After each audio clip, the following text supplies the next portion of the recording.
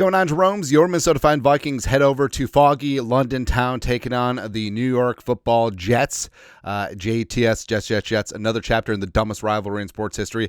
Yes, Aaron Rodgers. Yes, Sling and Sam Darnold's former team. Kevin O'Connell's former team. Josh McCown's former team. Mike Pettine's former team. They're so... Oh, Tyler Gronklin.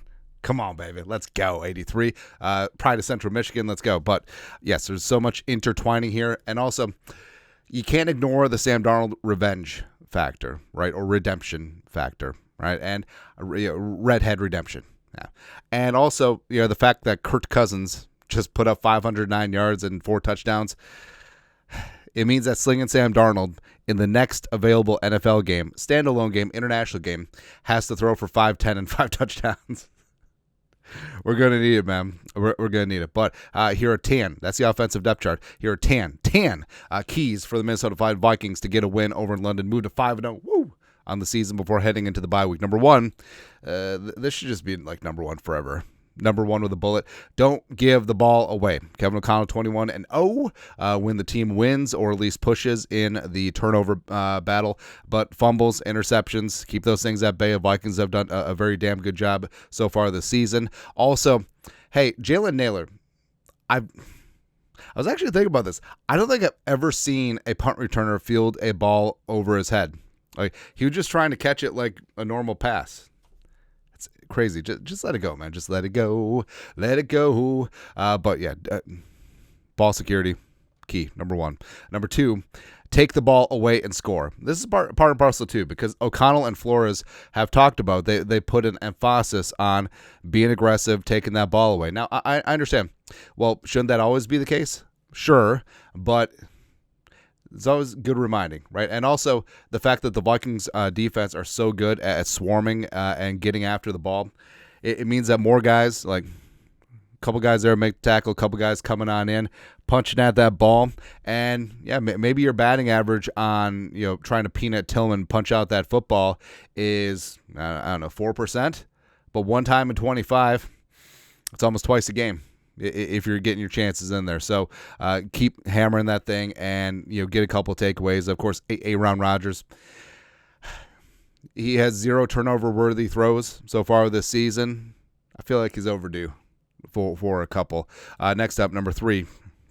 We after that ass, Aaron. That's right. So just peeing a little. Just a little bit of pee, right? So Aaron Rodgers, Bird Bones, Boniva, all that stuff.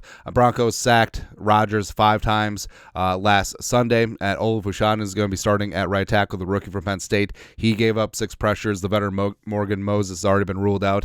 And the Vikings lead the NFL in pressures as well as sacks. Rodgers sacked 10 times a season. Quarterback rating plummets down to 75.6 when he's pressured. So I just have a feeling like, especially if game script gets away from the Jets and then they get away from their pretty solid run game and they have to throw.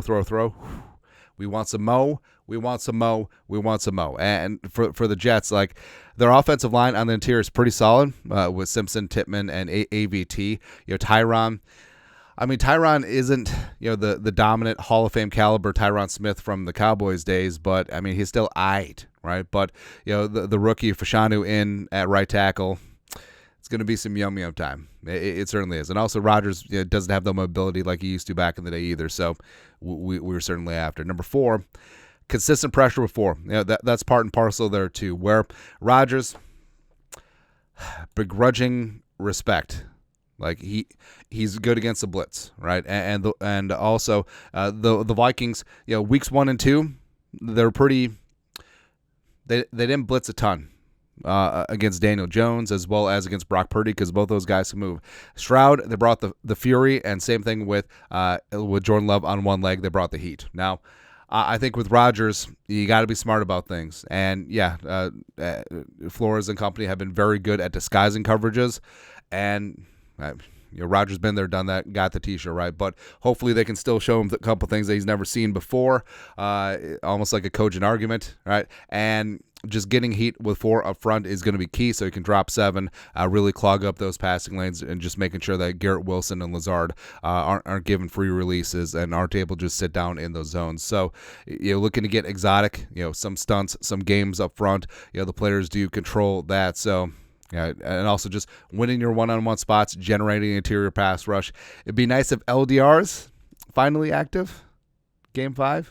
Would love to see that. Next up, number 5.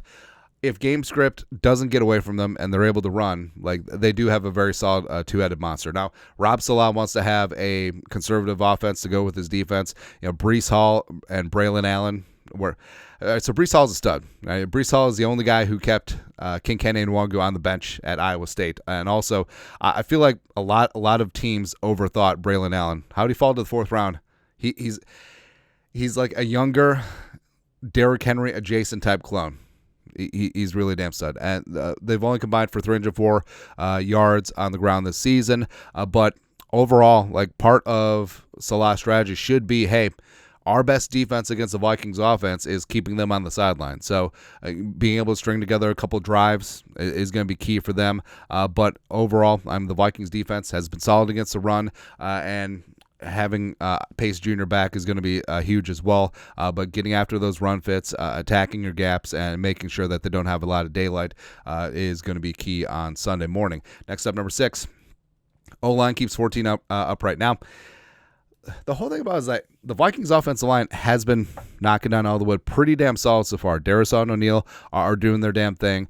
Bradbury has been fine. Blake Brandel's been fantastic. And Ed Ingram has improved in the last couple of weeks. And in terms of the Jets, that is not the Jets defense. In terms of the Jets, it all starts and ends with Will McDonald. Like, he's leading the team in pressures. He's tied for 3rd in the league with sacks at 5, with Patrick Jones 2nd, by the way. No big deal. The rest of them, like Quinnen, is obviously the apple of our eye. Hey, Quinnen, just come home with us, baby. Just get on the Delta One and just let's go back to MSP. That's right. I'm not going to stop until we get Quinnen Williams, man. Hey, I don't care if we have to trade for his brother too. If they're a package deal, go ahead. But Kinlaw rejuvenating his career from San Francisco. Solomon Thomas also revitalizing his career from San Francisco. He's got 1.5 sacks on the season. So they can get a bit of a push up front. And also, that Salah is like, they're going to have to take some chances if they want to stay in this game. So expect a little bit of heat, a little bit of corner pressure as well. And overall, the Vikings offensive line, as well as Josh Oliver, Ham, Jones, and Chandler, going to have to really step up and keep 14 upright. Next up, number 7. Aaron and Ty Chandler run it up. So the Jets defense is 20th in rushing yards allowed and also 20th in yards per carry. They've allowed 100 yards on the ground in 3 of their 4 games thus far this season. And it's going to be weird because it's a home game for the Vikings, but it really is like a free-for-all, right? So there's going to be a contingent of Vikings fans, a number of American Vikings fans heading over to that side of the pond, as well as there is a pretty strong contingent of UK and Irish Vikings fans, respect. Although, I don't know, I feel like most Englishmen wouldn't be fans of Vikings a couple hundred years ago. Anyways, but you never really know what's going to happen. Like, the crowd is going to cheer at weird times. It's not going to have the same buzz and energy at like a normal home game, but you still have to be able to operate out there and running the ball. Keeps play action viable. Keeps your defense fresh, which is definitely something that they need to take to heart from the Packers game in the second half last week. And Jones, I understand wanting to force feed Jones because of the Packers game. Kevin O'Connell can't have that. So, Modkins has to be able to sub in, Ty Chandler and just go from there. Like, both those guys need work on Sunday. Next up, number 8, Justin Jefferson standalone game. So, JJ, all eyes will be on him. It's the early game, but it's not prime time, but everyone will be watching NFL Network. So, he's got to show up and show it. I understand Sauce Gardner is an absolute dog, except they haven't really been having him shadow wide receiver ones. DJ Reed is no slouch either. A really damn good former Seahawk cornerback, former teammates with Shaq Griffin. But both the corners are fantastic. Jefferson's got to rise up. Addison, Naylor, whoever. But it just feels like we've been waiting for that Justin Jefferson bust-out game, right? Yeah, he's got a touchdown in each of his first 4 games, which is fantastic. But we're talking about 10 catches for $180 and 2. I just feel like it's gonna happen over in England. Justin freaking Jefferson, Jets taking to the Jets. Love to see that. Next up, number 9. Kevin O'Connell stays aggressive. So I love the way that O'Connell has coached this year. Now, I feel like a lot of people are results-oriented, and that's what happens. Like, hey, you go for 4th and 1, call the jet sweep with Jalen Naylor. Yeah, his foot slips, you get a bad spot, is what it is. But I love the aggressiveness. I love playing to win.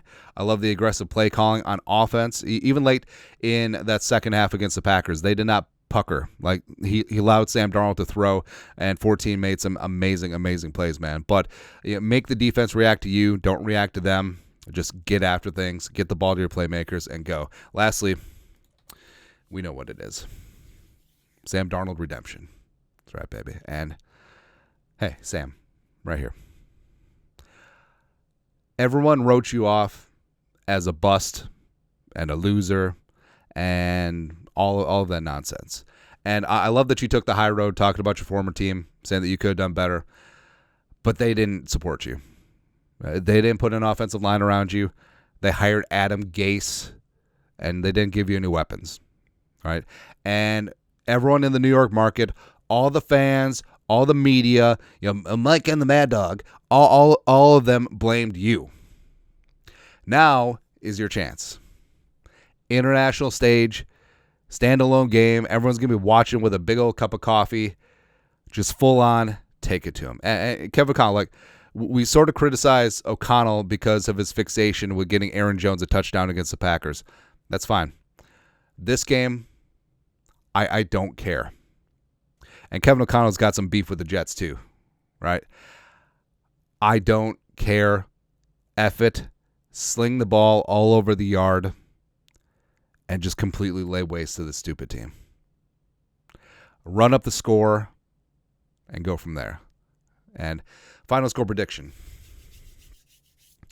I think that's exactly what the Vikings do. I think that the defense gets after Rodgers' ass. I think that the game script gets one-sided very quickly. I think that they have to pull him. I think that eventually this game gets so out of hand that they put in Ty God, and we get to know him too.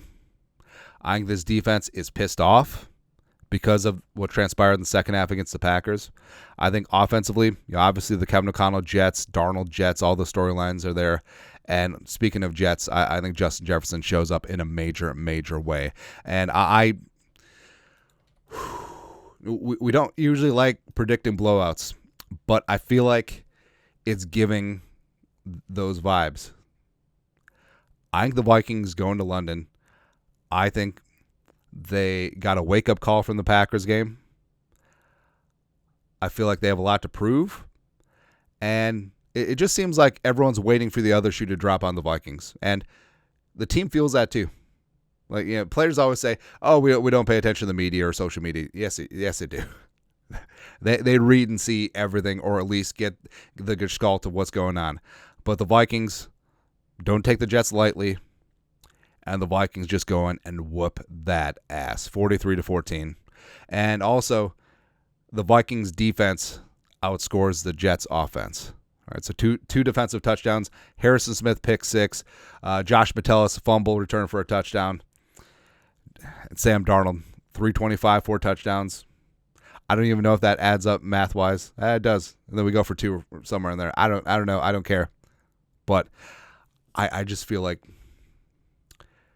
it's going to be a biblical ass whooping. Like we're talking about trumpets knocking down walls. We're talking about locusts. We're talking about everything, man. It's flying high into that bye week, 5-0, and letting everyone know the Vikings are for real. Let's go, baby. Let's go. But that's it. 10 keys for the Vikings to get a win on Sunday morning over in London. Let us know your thoughts, our thoughts, comment section below. Subscribe for daily Vikings takes. Want to support the work? Put a little something in the Venmo. But till next time, Skol, production value.